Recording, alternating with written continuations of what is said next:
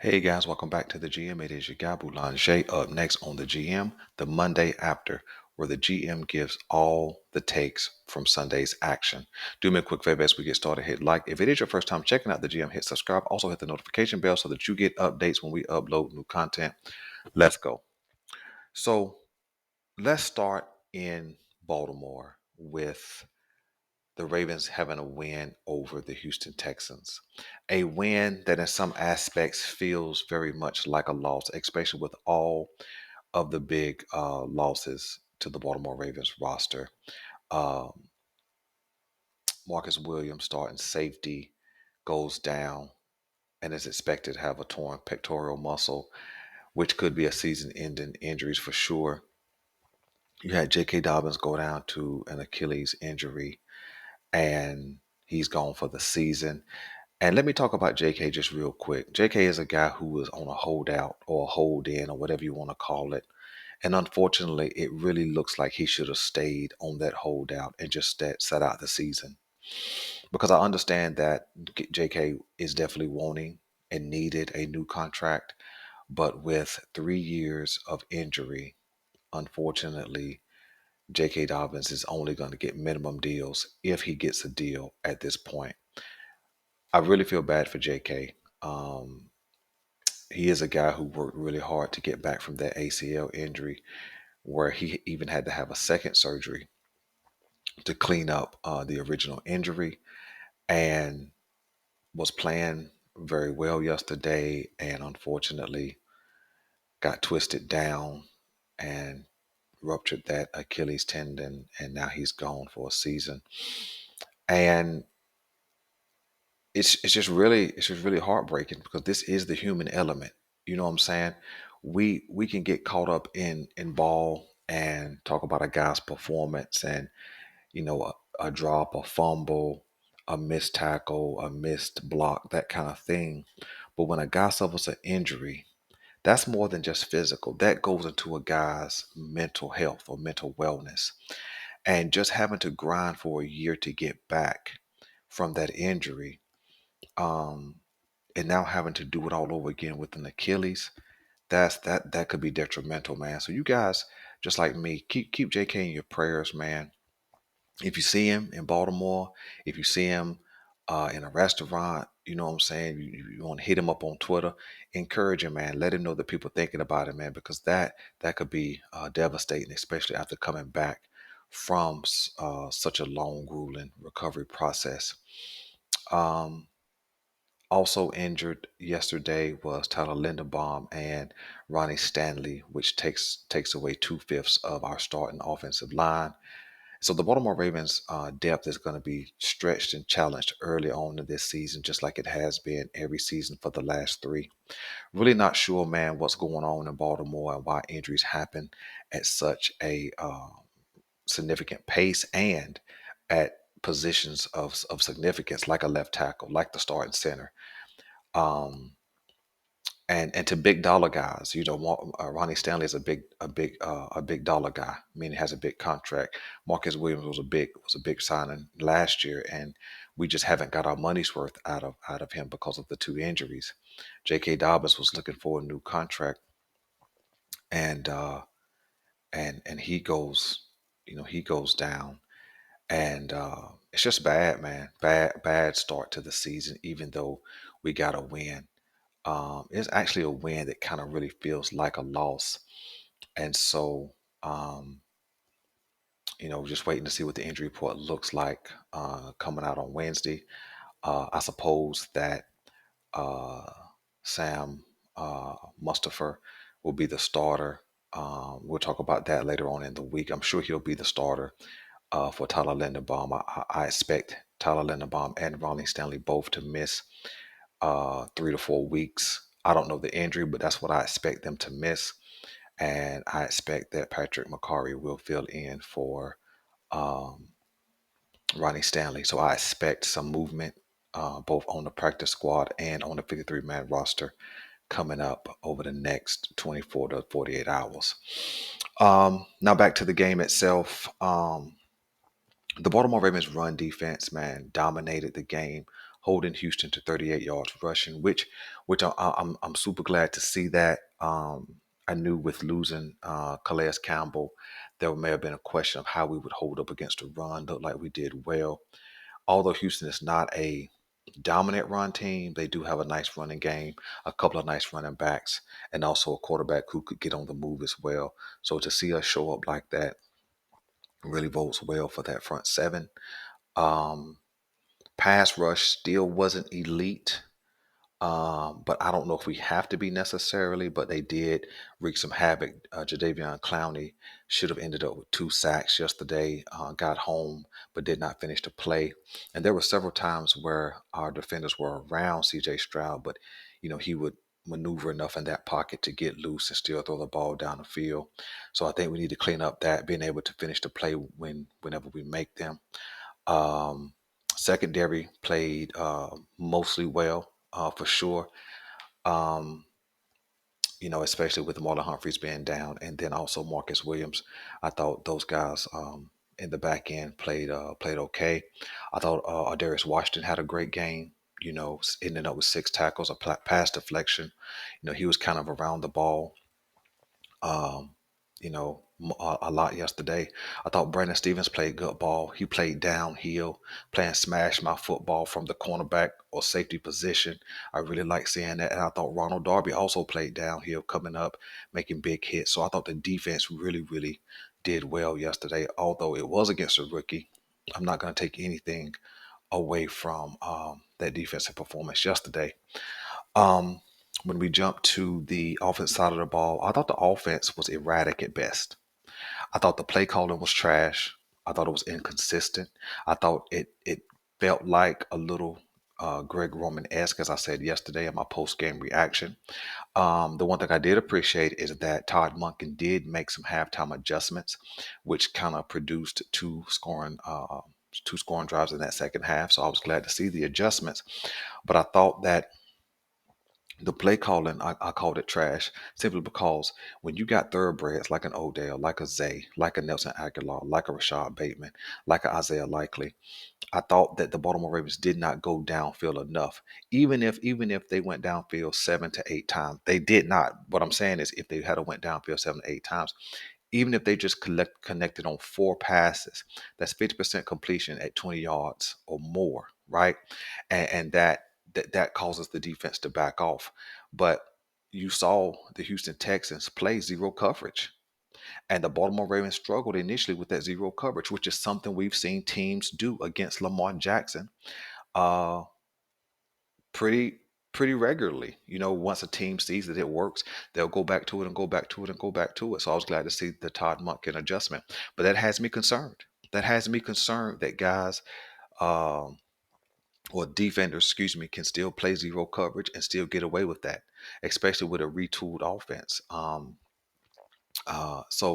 want to see some improvement in that area. I thought the offensive line didn't block so swell. They blocked okay at times, but we saw Morgan Moses get beat. We saw Ronnie Stanley get worked a couple of times. We saw Simpson get worked a couple of times, and so um, I thought that they didn't do so swell. In fact, I thought they did better after the injuries than they did before, but that's just my take on that. Um, I thought I thought some of those wide receiver screens and things like that. I thought they made too much of an effort to get Zay Flowers the ball. I think that he should get the ball in the natural progression of a game. I think he's too elite and elusive to just force feed him the ball, especially when they try to throw like a wide receiver screen and things like that. We saw those two horrible play calls back to back where we end up losing 9 yards on screen passes to Zay Flowers. That man needs to get the ball downfield in open space where he can work. A screen pass is fine, but I think we saw probably 4 to 5 wide receiver screens. I think 1 or 2 went to Odell, and I know 3 went to Zay Flowers. And I think we need to cut that out. Get those guys the ball downfield where they can elude a defender versus catch the ball and immediately have to go into uh, um, trying to make a play, make something happen. Um, I thought the tight ends didn't get the ball enough. Isaiah Likely got one or two targets, and that was it. Um, and so the run game was wasn't that great either. So I just thought the offense um, definitely did enough to win, but I thought with the penalties we did enough to lose. We had 106 yards in total penalties, which is like I said yesterday, is representation of not being ready to play. And so I think we got a lot to tighten up. I don't think that the season is over because of the injuries and things like that. I think we got some guys who are going to be coming back. I think with the J.K. Dobbins loss, that was part of the reason why we had Melvin Gordon on the practice squad is because there was a question about being healthy and things like that. So having Melvin Gordon already in house, who played pretty well in the preseason, helps. I think having Keaton Mitchell on the IR, who will be available in 3 more weeks to start practicing. I think that's a positive. And I think as far as the edge rush, having Tyus Bowser at some point, maybe, who knows, coming back, I think that's a positive too. So we got some guys on the way. Plus, Marlon Humphrey is on the way as well at some point. So I think that we definitely will have some improvement. Um, and so we just have to wait and see how things come together as this week unfolds. But that's what I think. That's what I thought about the Baltimore Ravens Houston Texans game. Um, one last thing before I move forward. I think the Baltimore Ravens could have put this game away a lot earlier, but you had some miscalculations and miscues by Lamar Jackson, who looked indecisive. Now you guys can call me a hater, but if you watch the game, you could see he was indecisive. He there was times where he was going to take off running, where he had a clear throwing lane, and he'd stop and throw the ball. There's times where he held on to the ball too long and took a hit. Um, he just looked indecisive, and that was to be expected. That's why I said it's going to take 3 or 4 weeks for this team to find out who they are offensively. That's even more so now with the offensive line injuries, and so. Um, my my perspective as of today, I think they have to really have a focus on the run game, get that run game going, uh, so that it makes Lamar Jackson's job a little easier. Because the run game's going, plus he's a threat in the run game. I think that it causes the defense to show their hand a little bit more, which will make some of those pre-snap reads a little easier, and it'll make some of the play calls, the audibles, and think that he's doing a little easier as well. So that's my thoughts. Let's get to another game that we predicted, and we hit that correctly, was the Miami Dolphins and the Los Angeles Chargers, who kind of ended up in a shootout, and the Miami Dolphins prevailed in a high-scoring game. And I think that the Miami Dolphins are shouting to the whole NFL that we're for real. And if those two young uh, thoroughbreds stay healthy at wide receiver, well, actually Tyreek Hill's not so young, but if those two thoroughbreds stay healthy, they're going to be a scary team. When you have that kind of speed at the wide receiver position, and you have a tight end who was getting busy yesterday, and you had the running game going yesterday, and you had Tua Tagovailoa who was accurate yesterday, that's going to be a scary team to face. The Bengals and Browns game is the next game I want to address. It's a game that we here at the GM predicted that the Cleveland Browns will win, but we predicted it to be much, much closer. Did not see the Cleveland Browns coming out and putting the clamps on that Bengals offense. I thought that Joe Burrow would have his way a little bit. Jamar Chase, T. Higgins, Tyler Boyd, and those guys would do their thing. But that wasn't the case. That offense was shut completely down. I didn't watch the game, of course, so I don't know exactly what did and didn't happen. But it's very, very obvious that Joe Burrow throwing for under 100 yards is probably a one-off for sure. But the Cleveland Browns came out and made a statement.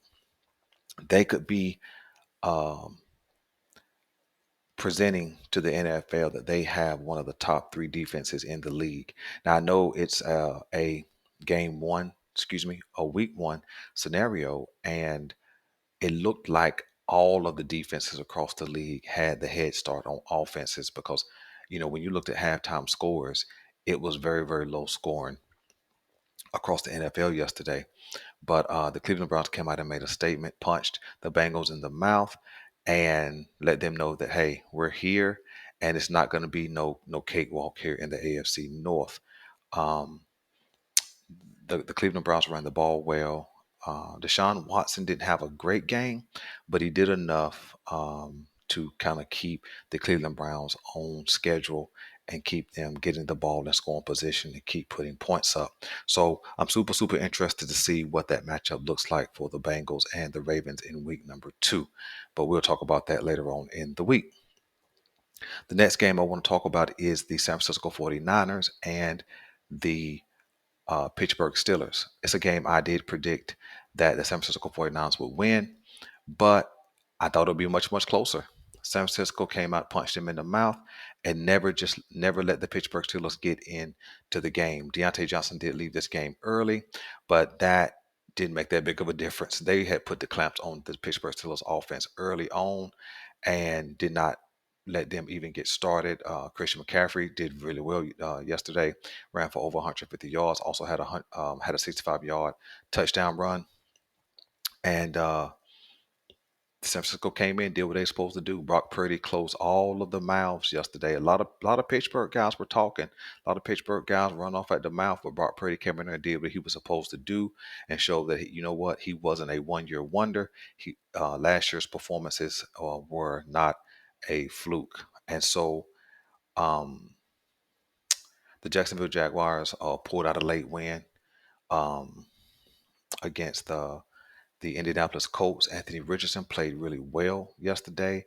There was a lot of talk about him being inaccurate and things of that nature, but he threw the ball really well yesterday. It wasn't a big game that we predicted, but just something I remember from just catching some highlights and looking into some box scores and things like that. And I think the AFC is going to be super, super competitive this year. That is 100% for sure. We got one game left. We are 100% right now with our predictions. And the last prediction that we had for last week would be tonight's game, the New York Jets versus the Buffalo Bills, where we projected that and projected or predicted that the New York Jets would win that game. We still believe that, and so I'm looking forward to watching that game tonight and checking out who pulls that out, what Aaron Rodgers looks like in his first game, all those kind of things. So let me know what you guys recognized about yesterday, what you guys takes are. Let me know what you guys think about the Baltimore Ravens and the AFC North as a whole. I'm your guy Boulanger. This is the GM, and we're out.